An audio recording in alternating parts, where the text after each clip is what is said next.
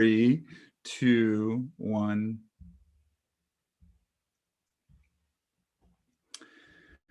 All right, welcome everyone to this free webinar from me, Will Richardson, and my partner, Homa Tavangar of the Big Questions Institute. We are thrilled that you are with us tonight. We are hoping that you are going to have a great experience with us tonight as we're trying to flip some switches and turn some dials to get this running the right way. But anyway, it's great to see you. We are gonna take about 45 minutes tonight to just give you an overview of pretty much where our thinking is right now, and to talk a bit about a framework that we've been building, and to try to situate this moment in time, because this has been such an incredibly challenging and stressful and exhausting year that it's even though it's not over yet in terms of those challenges, we think it's a time for us to begin to look forward and to think about what comes next, because we will climb ourselves out of this, there's no question. And when we do, the question becomes, what will schools be? What will the experience that kids have in schools become? And how will it be different from what it was in the past? And so we want to make some of those comparisons as to how we see it moving forward, and some of the groundwork that in our experience working with boards and schools and districts literally around the world, what some of those foundational approaches are, what's the ground that needs to be tilled before we can make good decisions about what our schools look like moving forward. So anyway, we are really glad you're here, and I'm going to share my screen really fast. And Homa, I don't know if you want to say welcome. I'm sure you do. Welcome. There we go. Got mail. So now we can move on. Yeah, that's it. No, I echo what you said. It is great. These are so much fun, and we really have fun doing these free webinars and watching the YouTube waterfall and seeing people from all over the world joining us in what is our evening on the East Coast in the United States. And I know we already have people early morning in Asia and around the corner from us, and on the West Coast of North America, South America, all over. It's just, awesome. It is so wonderful. We're so grateful to be in such a thriving learning community. So welcome everybody. So happy you're with us. It's always great to see some familiar names as well. So good to see all of you who are back for more punishment, right? That's kind of the we think about it. It's our second time doing this today. So we're a little punchy. I have to just drop this in. I'm a little bit punchy because actually it's 7:30 tonight. My son is playing on CBS Sports Network in a semifinal game in the Patriot League. So we're putting that on delay for this presentation. I'm present. I am all here. That computer I'm looking at has your chat on it, not the game. So I'm a little bit hyped up, but I'm also very happy to be here with you tonight. So we want to start by just asking you to give us some feedback as to how you're doing. And so if you go to menti.com, if some of you have probably used this before, it's a place where we can create a word cloud pretty quickly. If you go to menti.com and you put in that number 2598-0181, there'll be a little form that pops up, and it's just asking you for a couple of words that kind of capture your feelings in this moment. What we'll do at some point is we'll come back to that and we'll take a look at how you're doing. We can't really wait for it right now. There's a little bit of a delay between Zoom and the YouTube channel, probably about 30 seconds or so. And we do have a lot to get to tonight, so we want to push forward. But if you would do that for us, that would be awesome. This is really different and a little bit more difficult to do without any audience feedback. So we're trying to get a little bit at least back from you and get a sense of how you're doing. Yeah, so just diving in, we can anticipate what some of your responses might be, because this is being studied really thoroughly right now in the midst of the coronavirus pandemic, the lockdowns, the quick move to hybrid and online learning, the very serious reckoning around racial equality and equity on many fronts. This has been a really intense year, and here we are at the 1 year mark. So let's see. So Will is just now putting in, oh, I'm seeing hopeful and opportunity very prominent. That's exciting. I do see underappreciated, but hopeful and opportunity That's are great. still center. I see exhausted, fragmented, anxiety, Great. challenging, ever changing. Keep it going. Okay, so overwhelmed. So we are anticipating this answer of exhaustion because that's what everyone says. The studies show when you put these numbers together that you can see on this pie chart, between I feel physically and mentally on the brink, I'm drained and exhausted, I'm just about coping, that makes up 92% of respondents. 1% of respondents felt great. Among educators, 7% I feel completely fine. That is really minuscule when it comes down to it. So as we start off, we're really happy, we're joking, but we also want to hold space and really honor all of you educators who are joining us from all over the world, because we know this has been hard. And we don't want to throw ideas at you for the sake of, oh, new shiny object. One more thing, our mental health, the mental health of our students is really at a perilous point right now. And so everything that we are striving to do is against this backdrop in a context of, and we're going to talk a little bit about well-being because we talk about that in the book. But what we realized from the racial reckoning to the economic inequality to the mental health challenges, as Adrienne Maree Brown explained, that things are not getting worse, they are just getting uncovered. And we must hold each other tight and continue to pull back the veil. So we see part of our job, part of our role in thinking about post-pandemic school as this process of recognizing what is being uncovered and pulling back that veil so that we can be more honest. And, we have been using a couple of terms that we really love around fearless inquiry and collaborative interrogation. We have to pull back the veil and support each other as we do that.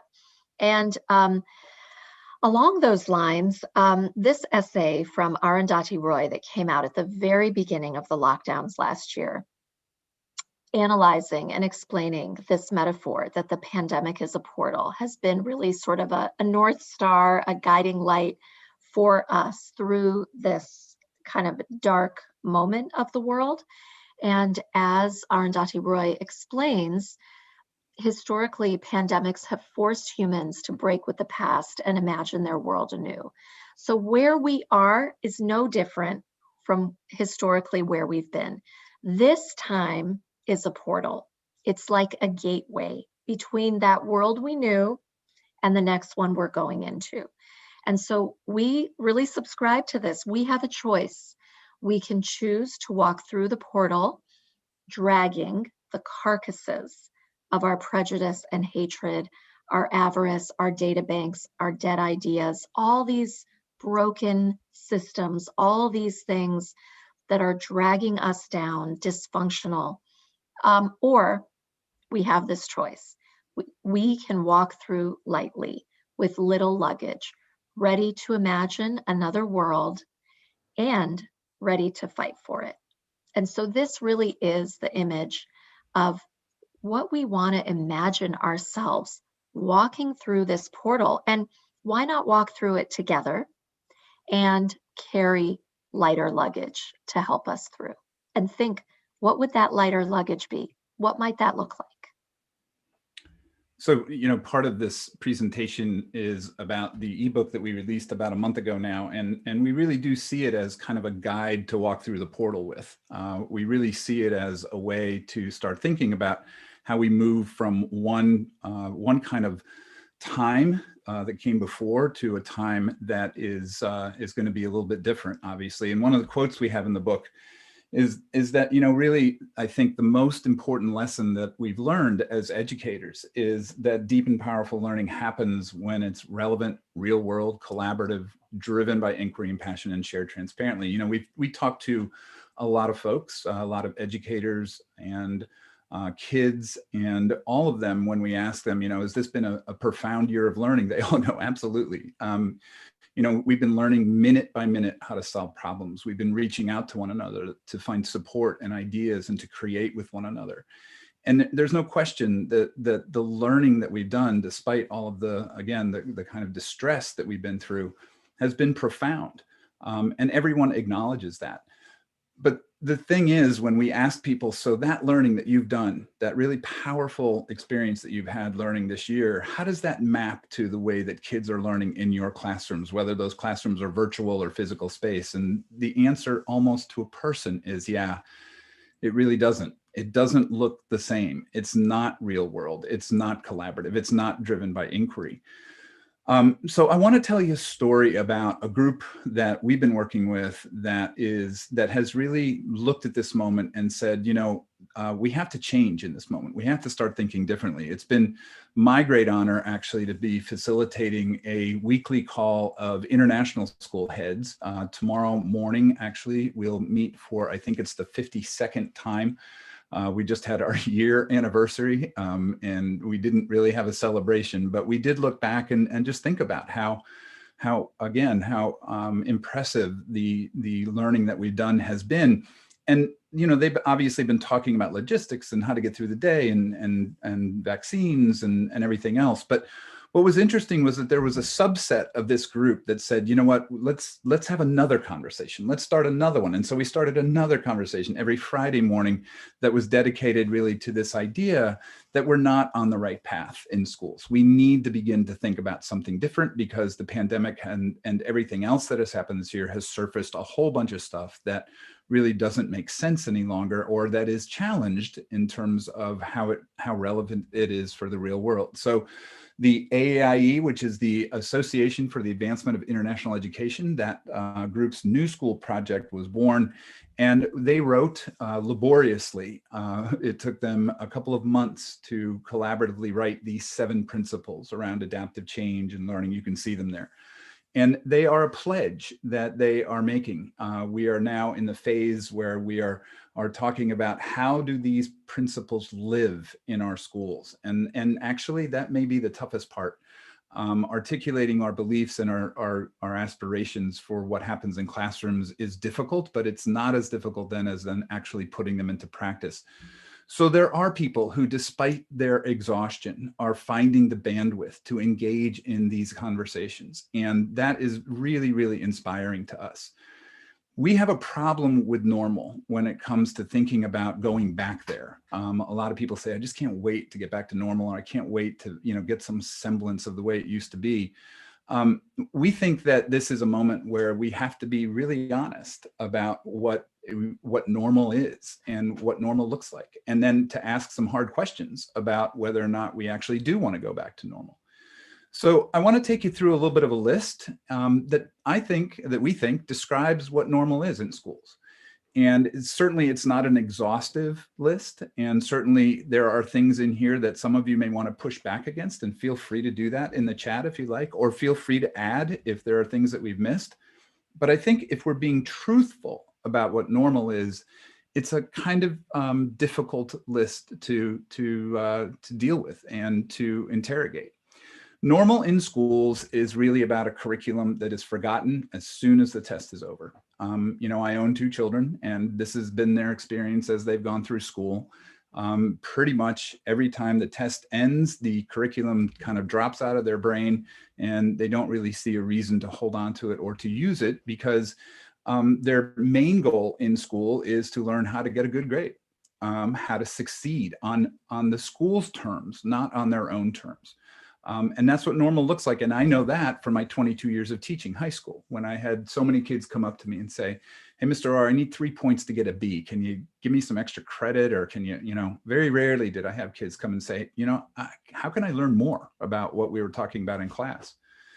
Normal in schools is a lesson rather than a discovery. And we spend a lot of time as teachers producing lesson plans, because that's what school is. It's a kind of, lockstep, meted out curriculum that's paced and everything else.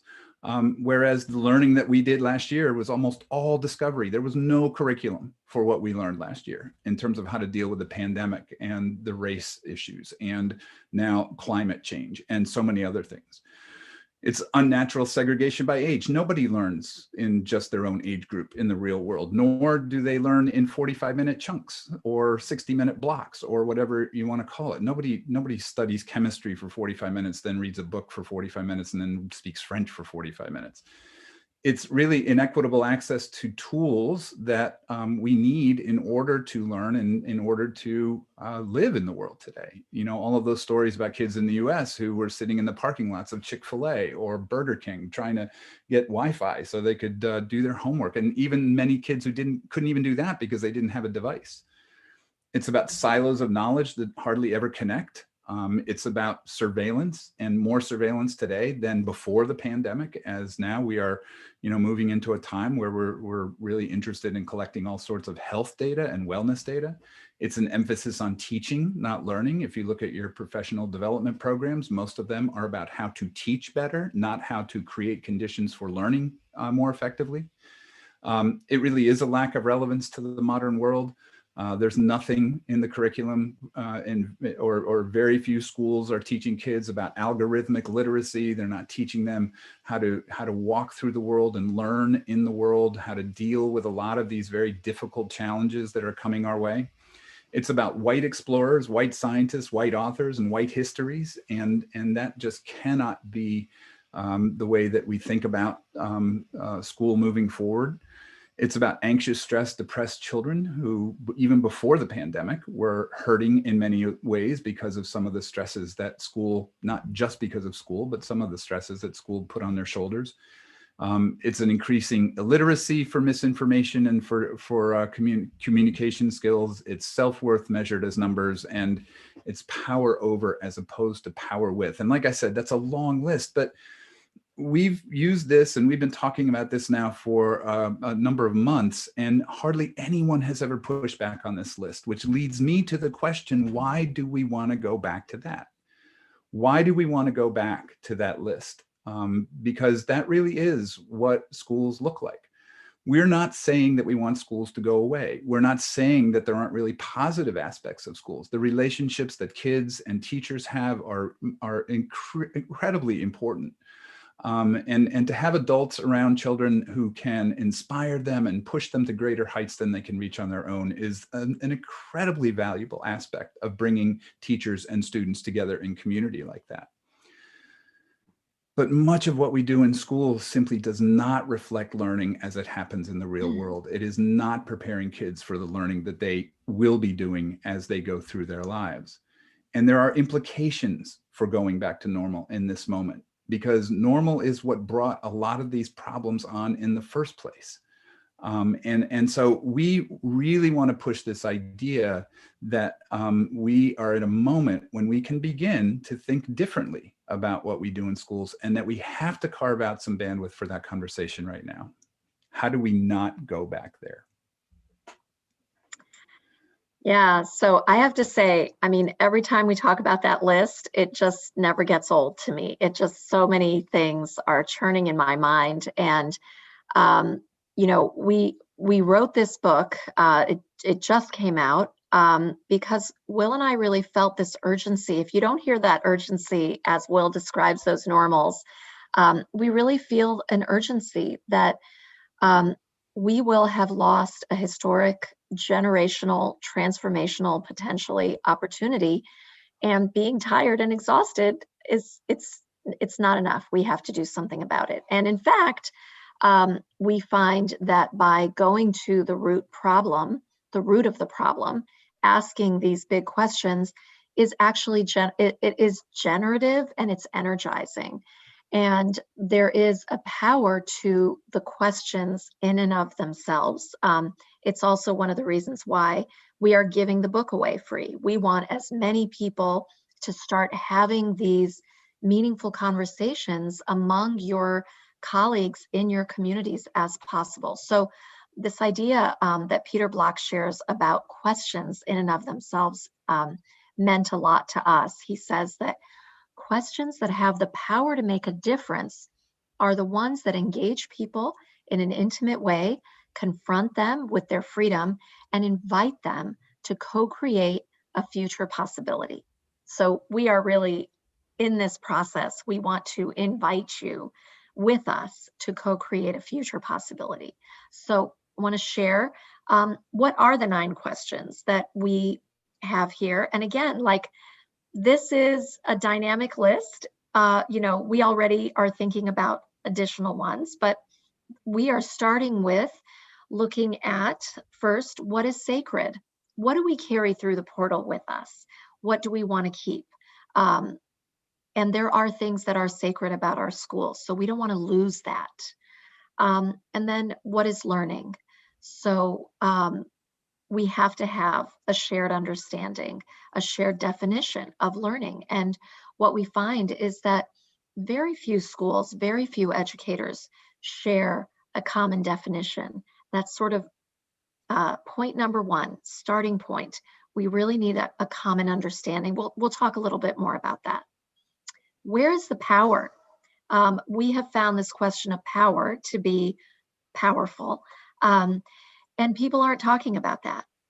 Power with versus power over, the power, the agency of the student. We kind of throw that idea around, but we're not really looking at questions of power that rule our schools. And why do we fill in the blank? Why do we do this? We are just oftentimes sort of inheriting practices rather than really questioning. And again, that's sort of that portal metaphor, wondering about the purpose of the things that we do. Why do we keep doing that long list of things that is considered normal? The question of equity is really centered in the question that we ask, who is unheard? And whether it is in our curriculum, whether it is among decision makers, who is being hired, do students see themselves in the story of your school? How are you listening to your community? And noticing who is unheard can be really powerful. I'll touch on that a little bit more again. Are we literate? So we are no longer, we often kind of jokingly say, it's not 1919 anymore, that industrial era of school, but it's not even 2019 anymore, literally and figuratively.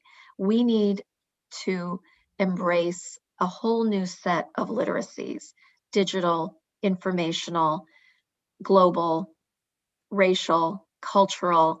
And what we've seen is that without those literacies, our democracy is imperiled, our climate is imperiled. And so that's sort of the new curriculum. Are we okay? Centers that question of wellness. And I think this pandemic has really shown how schools must be centers of wellness, and wellness in a holistic way. Are we connected? So, obviously we're all on devices, but are we really, at a deeper level connected to each other? Or globally, what does it really mean to be globally connected, to be learning as a global citizen or with a global mindset? And it isn't enough to just have the technology. And then finally, what's next? And that kind of goes to the question of fearless inquiry and thinking about the future. And we've learned a lot from sort of the science of futures thinking. And it's really helped us in kind of leaning into the possibilities of what the future holds. So it's been really fun. Just in the last, I think it's been about 6 weeks since the book came out. We're seeing all over the world, people are using it. And as I said, we are giving away the book. The link is available on a lot of the slides, BQI 9E book, bit.ly. And we want faculty, staff, we want you to use it. So here's an example. We were really pleasantly surprised that someone posted on Twitter. This is a school in Texas They posted on the bulletin board some of the questions, and then at the bottom, what does it mean to be a Trojan, their mascot? And it's been really nice to see. Here is an example in Texas. Here is an example in Kazakhstan. The head of school in at the Dostik American School in Kazakhstan, who is our friend Susan Ballantyne, posted on our Big Questions Institute community, which we'll tell you a little bit more about, that her staff at her new school are all talking about the big questions. So it's really fun to see from Texas to Kazakhstan, faculty and staff are using this book as a tool to be asking these deeper questions. And we also, a really important part of putting the questions together and then thinking sort of more broadly about this moment is we've created a framework to help us to move forward. And we want to walk you through really quick. So here's the full framework. Don't be startled. It's a lot. But we want to walk you through just briefly some of the key elements, and it helps us to sort of start to chart this path that we want to take. So our framework has at its base the three important actors in the process: individuals, institutions or schools, and communities. And it's really important in this process that we not ignore the individual, that we want to really have an anchor on what is important to the individual as much as to the school. And we think that's a key element in any plan moving forward for post-pandemic school. So we start this process with these two questions that frame, and they are: who are we now as individuals and as institutions, and then ultimately community? Who are we now? So looking back, and what might we become looking forward into the future? And to help answer those questions on the individual side, for individuals to examine our own personal purpose as we reflect, and then looking forward to through a process, through a lens of truth-telling. That's really important, and that's hard. Interrogating our practices, looking at our practices to help us redefine our roles. We might need to redefine our roles as teachers, as educators, and that is a really creative process.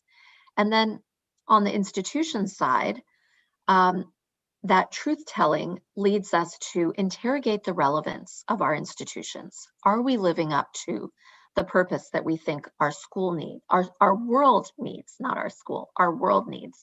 And through narratives, through stories, the power of stories, and the creative process, to really think about how we reinvent our schools as institutions. And then we frame this process with the dispositions of fearless inquiry, which we've mentioned, and continuous learning. This is an iterative, continuous learning process. And then it's anchored by a process of personal growth for the individual, and then cultural change. This leads to cultural change. So just to accentuate the idea that we're totally convinced, because of the work that we've been doing, that we need to build individual capacity to engage in the larger questions about the institutional future. And so that's why there are kind of two parallel tracks to this. And we believe that at its core, there are three things that we need to do, again, individually and institutionally, but more for just grounding purposes. This is a moment for all of us, I think, to think about, who are we in this moment and how might we think about change? So the first R is to reflect. We're going to have to take some deep breaths and step back, maybe sit down even, and just reflect. One of the things that we're working on right now is a pathway for self-reflection. Again, it's inquiry-driven. And it really is meant to tell some truths, like in that framework, but also to examine, what was our value, what is our value, what will be our value as we think about it. But certainly to look back and say, how have we changed? How has this moment changed us? The second step is to reset, and that's our portal moment, right? What are we going to keep as we move forward? And there's lots to keep about schools. I just want to say that again. This gets sometimes to sound really heavy on people, to people's ears. And on some level, it should, right? Because this is such a just profound, hopefully unique moment in our lives. But really, we have to begin to think about what are we going to take with us as we move into the future. But I think almost more importantly, what are we going to leave behind? What are we going to shed? And I kind of love that verb. How are we going to choose, those things that again, we work to get better at, but how are we also going to say, you know what, that's just not working any longer. And we really have to stop doing that. And then finally, it is about reinvention. And one of the interesting things that I've seen in this moment is that there've been this kind of flowering of different school models that have been popping up on the edges, that are much more centered in agency and power and freedom of students to pursue learning on their own terms. Because trying to pursue learning in the school terms through this kind of virtual experience that we've had has been really hard on everybody.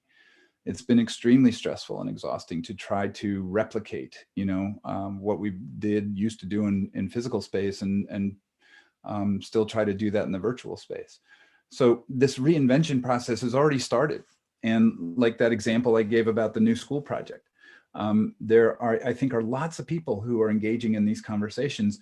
And the question again is going to be, once we figure out what we want, how are we going to live those things? How are we going to live those aspirations? I think that's going to be the telling point. But those starting points are just extremely important for us as individuals before we even get to the conversations that we have as schools and school communities. We need to be introspective in this moment and just find some time to get in touch with what's changed in us. And what are the implications for that in terms of not only who we are and how we operate in the world, but how we then operate in schools as well. So, just to give you a sense of what we're trying to do in the book too. And again, we would love to hear if this is helpful for you, if it's not helpful, if there are things that we've missed, if there, is anything that maybe, you're thinking that you could really use, but isn't there. I mean, just tell us, and we will certainly entertain those questions and those ideas. You can even put them in the chat if you want. But just, this is kind of what we do in the book. We kind of try to give you some audit questions. We try to get you, with this question of what is learning. I mean, it's those of you who've heard me speak over the years know that this is, I think, the most important question that we ask, because if we don't have coherence around the definition of this word in our schools, then it's really hard not only for kids to learn in the ways that we want them to, but it's absolutely almost impossible for change to stick, because change has to be built on our definition of learning. So, get people together and ask them. That's an easy first step, but then also really talk about, so if that's the definition of learning that you come up with, well, then how do we get there? What are some of the conditions that really foster that? And then I'm not sure there's a new normal. There may just be a no normal here for a short period of time. But, if you want to take some first steps, I mean, some ideas, not exhaustive by any stretch. And as we talk a little bit about the community here in a minute, as we kind of finish up, that's a place where we hope that people will exchange ideas about what do you do in order to kind of get more coherent around what learning is. So just some steps for each one of those questions, as well as some audits. And here's another one. Are we okay? So we've touched on this, and it really captures, I think it's our wellness question, but it also, I think there's an equity element there as well. And certainly it ties into learning. I mean, all these questions are connected. So in the book, some of the audit activities or questions, really basic. What does it mean for a school to center well-being? What does that look like?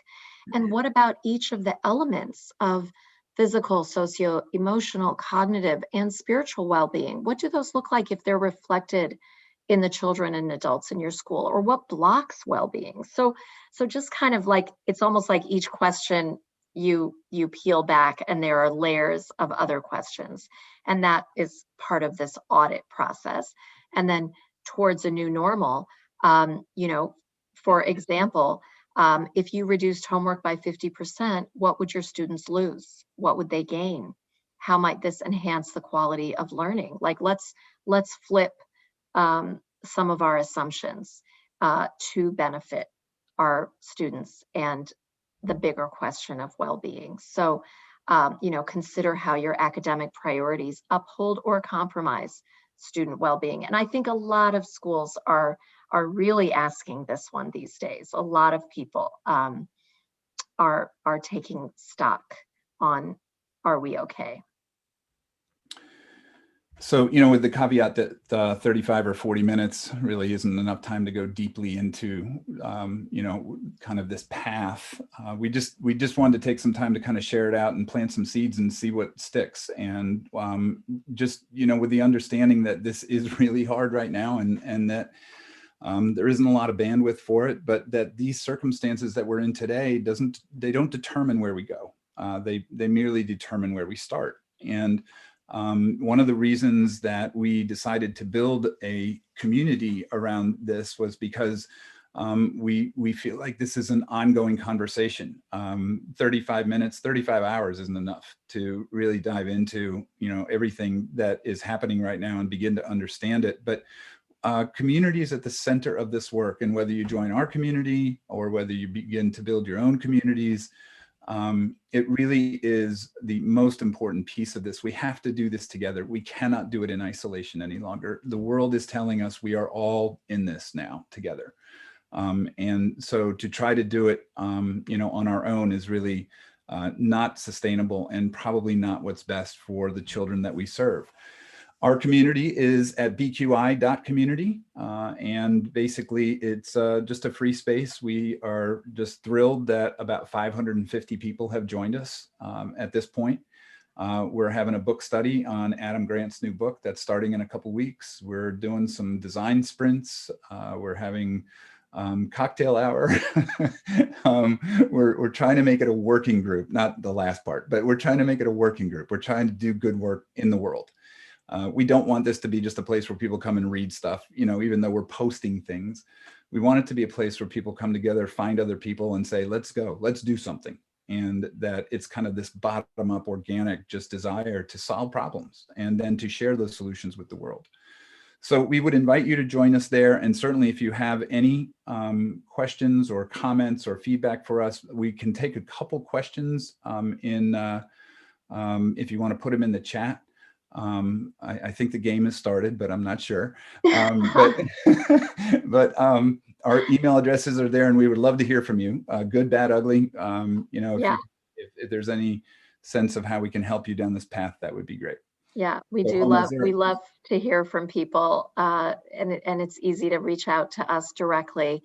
And it's great to see so many friends from around the world on the chat and contributing. So the last question, Kathy Shelton asked the last question, and she made a comment earlier that I want to go to. But one of the things, thank you, Kathy, you said so many good things in your presentation. Do you ever present to legislators? So many education decisions are made by non-educators. They need to be part of this community. And actually, I was in a conversation yesterday that I haven't even gotten to tell Will about yet. But Bob Jarvis from the University of Pennsylvania, if you are on this call, which you might be, we were talking about that yesterday, how, we may come up with incredible ideas, but ultimately we do need to talk to legislators. And we are kind of, tomorrow morning, actually, we are kind of talking to some at 6 a.m. Well, that's right. No, the one at 9:50. Oh yeah, that's right. Right after that. Sorry. Get that straight. Right. Yeah. I hope we run the right presentation at that moment. Um, and then Jane asked, Canadian. how are we contributing to not being okay, for students and staff? And Jane, I think that, and great to see you, and thanks for coming. Hi, Jane. That is a great question, and that's again that reflective piece. If you want a really good answer to that question that is way too long for us to discuss right now, there's an amazing book called At What Cost by a friend of ours, David Gleason. And it is all about how a lot of what we do and what we practice in schools really contributes to the ill health of our students and our kids. And the really kind of shocking truth in his book is that we almost admit it and we know it, but we are loath to change it, because if we did, it would change a whole sorts of other dynamics about our own narratives, our own self-worth, and all of that. It would challenge a whole bunch of stuff. So that might be an answer that you can go find.